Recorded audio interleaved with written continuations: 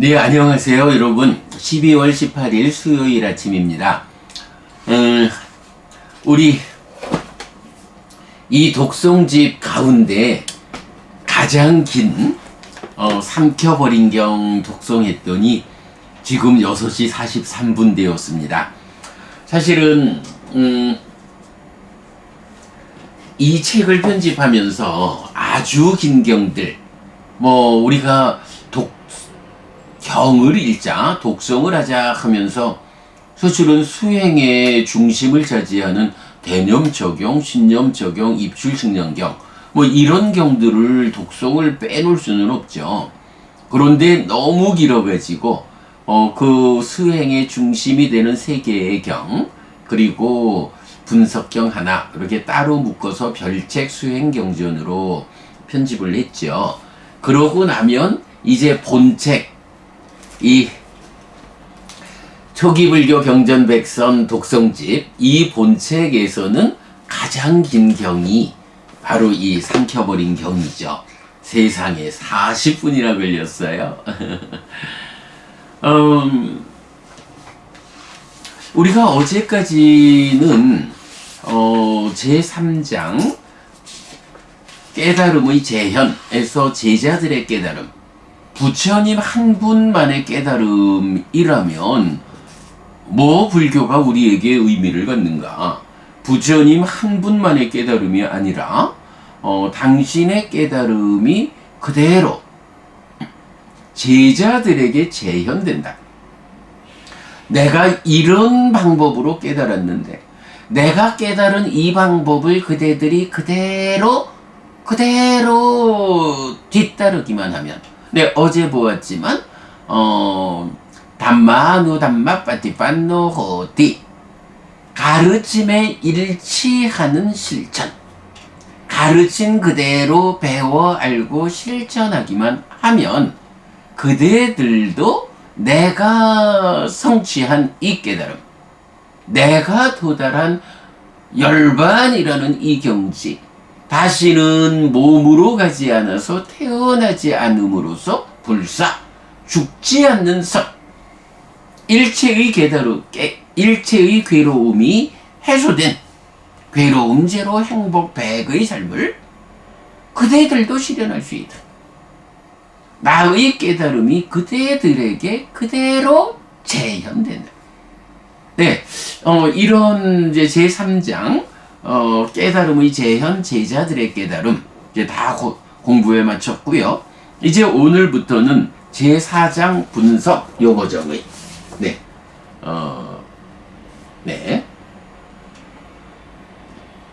에이구, 잘 안 보이네.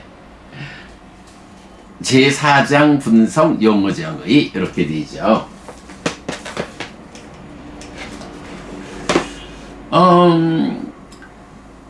위방가수땅이라는 제목으로 분석경이라고 번역되는 경들이 몇 개 있어요. 이런 의미로 보아야 하죠. 부처님이 깨달으셨다고요.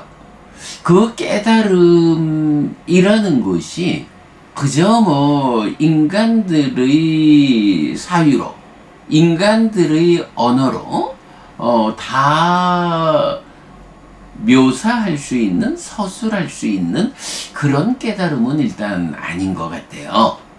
당연하겠죠. 부처님이 깨달아 실현한 그 열반이라고 하는 것은 이렇게 번뇌의 영향 위에 있는 탐진치에 의해서 불타고 있는 중생들의 삶과는 전혀 다른 중생의 삶에서 벗어나 실현되는 경지거든요. 그래서 부처님 이런 깨달음에 의한 열반의 실현, 불사가 실현되었다, 윤회에서 벗어났다 하는 이런 우리와는 전혀 다른 삶의 경지를 성취했는데, 이제 부처님 우리가 늘 말하는 거지만 이렇게 자기의 삶을 완성한 사람들은 당위성을 가지고 당연하게 어떤 일을 하나요? 슬픔을 떠난 사람은 슬픈 사람을 살핀다 라고 해서 왜 부처님이 법을 설할까? 왜 부처님이 중생 구제를 위하여 어려운 일을 할까? 뭐 다른 이유가 없어요. 깨달아서 일체의 괴로움이 소멸했다. 수비고운에 소카파리 대와 두카 도마나수 빠야사 라고 하는 이 태어나서 늙고 죽는 근본 괴로움에 수반되는 우리가 살아가면서 직접 겪어야 하는 구체적 아픔이 슬픔, 비탄, 고통, 고뇌, 절망 이렇게 대표되죠. 그 첫머리에 있는 슬픔, 소카라는 이것으로 슬픔을 떠난 자라고 그 경지를 대표하죠. 그러면 슬픔을 떠난 자, 먼저 삶을 완성한 자는 뭐 어떤 이유가 필요 없는 거예요. 앞서간 자가 당연하게 내가 앞서 왔어. 내가 남들이 도달하지 못한 이런 경지에 왔어. 라고 하면 그 뒤에 아직 이 경지에 오지 못한 사람들, 아직 슬픔 가운데 아파하고 있는 사람들, 이런 사람들을 다들 보시기에 내가 이렇게 슬픔이 없는 일체의 괴로움이 소멸된 이런 삶을 실현했어. 그대들도 나처럼 이렇게 아픔 없는 삶, 슬픔을 떠난 삶을 실현하는 것이 좋지 않겠소? 내가 그대들을 위해서 나는 어떤 과정을 통해서 이런 경지에 왔는지 가르쳐 주겠소.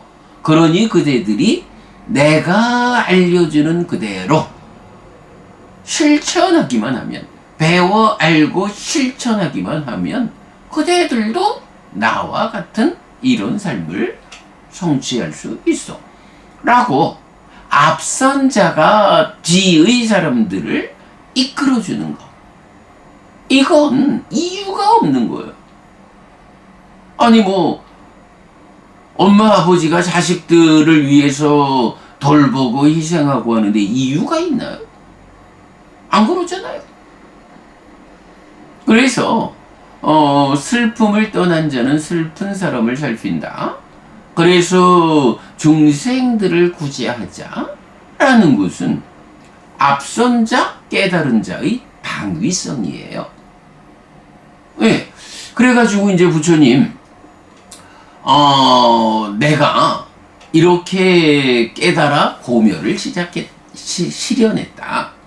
그런데 이 깨달아 실현된 열반이라는 경지, 이 어떠한 경지, 그거를 존재에 비유해 말하면 열애는, 부처는 죽은 뒤에 존재하는가? 존재하지 않는가? 존재하기도 하고 존재하지 않기도 하는가? 존재하는 것도 아니고 존재하지 않는 것도 아닌가? 이런 인간의 사유로서 접근할 수 있는 모든 경우에 속하지 않는 그것과는 다른 이 경지. 이제 이 경지로 사람들을 이끌어야겠다. 그게 앞선 자의 당위성이다. 그래서 그 자리로 이끌어야겠는데 이제 한 가지 문제가 있죠. 부처님이 이끌어야 하는, 가르침을 설해야 하는 대상들이 누구냐? 사람들이잖아요. 그러면 이 사람들한테 부처님이 당신의 그 언어를 통하지 않는 깨달음의 경지를 마음에서 마음으로 탁 넣어줄 수 있나요? 그러지는 않죠. 부처님께서 그런 능력을 갖고 계신지는 잘 모르겠어요. 다만 부처님이 그 깨달음의 경지를 준다 해도 그것을 받아야 하는 인간들의 한계가 있죠. 그러다 보니까 이제 법을 설하자, 많은 사람들을 행복으로 이끌자라는 이 당위성을 실행하는 데에서 방법은 무엇냐 하면 인간들이 사용하는 인간들의 언어를 통해서 설명할 수밖에 없죠. 인간들의 언어로 법을 설하고 그리고 인간들이 눈으로 볼 수 있도록 삶을 살아내는 것, 범행을 실천하는 거죠. 범행을 드러내 보여주는 거죠. 그래서 부처님은 법을 설하고 범행을 드러내는 이런 당신의 역할을 갖고 있잖아요. 그래서 이제 어쨌든 인간들을 이끌기 위해서는 인간들의 언어로 법을 설해야 한다. 그러면 과연 인간들의 언어가 부처님이 깨달아 성취한 그 경지를 완전하게 서술할 수 있느냐? 이제 이런 문제가 좀 대두가 되죠. 그러다 보니까 이제 부처님이 이런 방법을 쓰는 것 같아요. 인간들의 언어로 인간들의 삶의 이야기를 설명하고 그리고 또 그 인간들의 언어를 통해 가지고 그대들의 그러한 삶에서 차츰 향상해서 차츰 벗어나서 내가 성취한 이런 경지에 와라 라고 드러내는 데 있어서 대개의 경우 불교가 사는 이야기니까 인간들의 언어를 가지고 그대로 최상의 언어 기법으로 부처님이 법을 설하시는 거죠. 그런데 때로 보면 인간들의 언어 속에 담겨져 있지 않은 어떤 의미, 깨달음의 그 경지의 의미. 이제 요런 경우는 어떻게 해야 되나요? 새로운 말을 만들 수도 있고, 단어를. 아니면 있는 단어에, 자, 세상에서는 이런 단어를 이렇게 쓰고 있지만, 내가 이 깨달음의 경지를 전하기 위해서 이 단어에 이런 의미를 더 담았다. 그래서 나는 이런 가르침에서는 이 단어를 이런 의미로서 사용했다. 라고 특별한 언어, 특정한 단어에 대해서 부처님이 이미 인도에서 사람들이 사용하고 있던 단어의 의미에 속하지 않는 깨달음의 경지를 드러내고 그 깨달음의 경지로 이끌어들이기 위해서 당신이 깨달은 그 과정을 설명해내기 위해서 의미를 담아주는 이제 이런 부분. 사실은 요게 우리가 보아야 하는 가장 중요한 관점 같아요. 부처님이 당신의 깨달음을 드러내고 그 깨달음으로 정확하게 이끌기 위해서 어떤 가르침을 설하면서 나는 이 가르침에 속한 이 단어를 이런 의미로서 사용했다. 요게 분석입니다.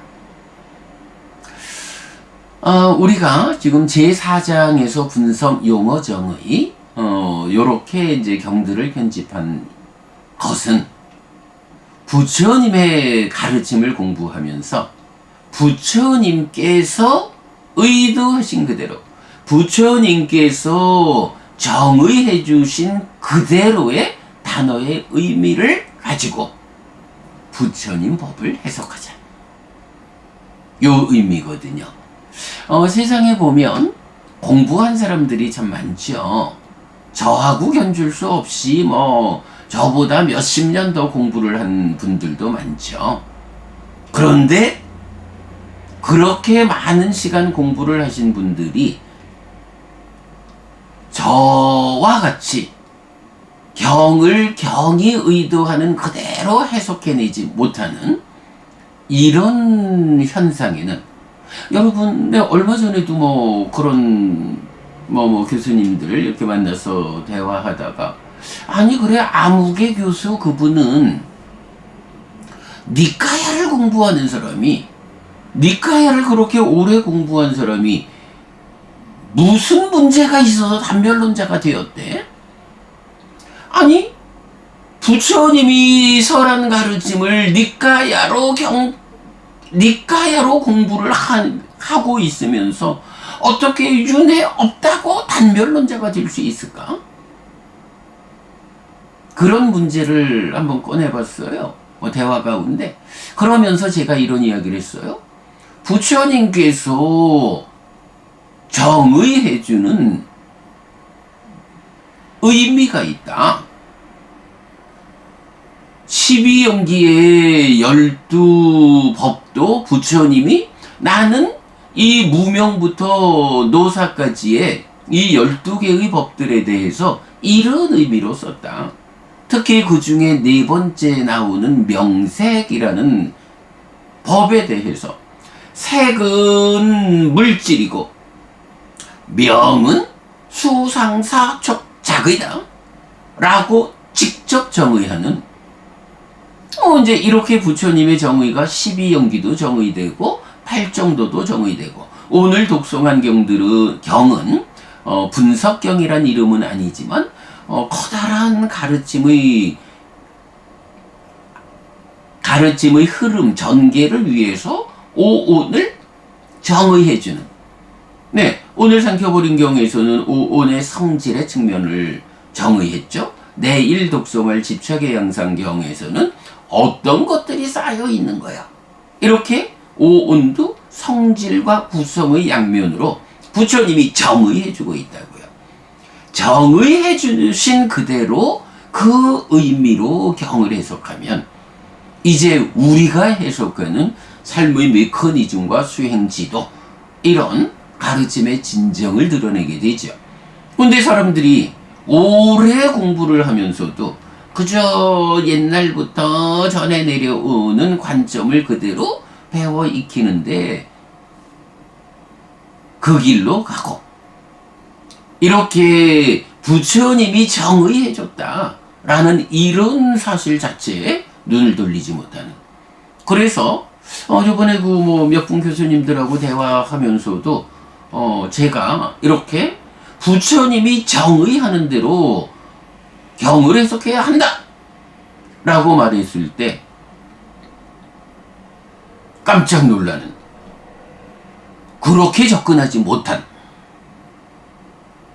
한 가지 차이죠. 우리는 선배 스님들이 1000년, 2000년 만들어 온 전통적 공부 체계, 거기로 접근하지 않고 그냥 2600년 전으로 돌아가서 부처님이 설한 그대로의 경으로 경을 해석하는 공부를 하니까 이렇게 공부하는 우리 눈에는 띄는데, 그렇게 선배 스님들의 전통에 의해서 공부하는 분들의 눈에는 띄지 않은 이런 차이가 있는 거죠.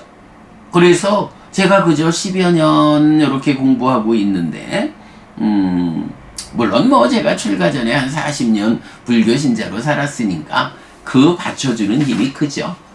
그래도 어쨌든 참 길지 않은 시간 공부를 가지고 이렇게 부처님 가르침의 진정을 드러내자, 불교를 부처님에게로 되돌리자, 이런 불사를 진행할 수 있는 게 사실은 그 모든 출발에 오늘부터 독송하는 이런 중요한 교리 용어들에 대한 부처님의 정의를 놓치지 않고 오직 부처님이 정의해주는 의미로서 경을 보자.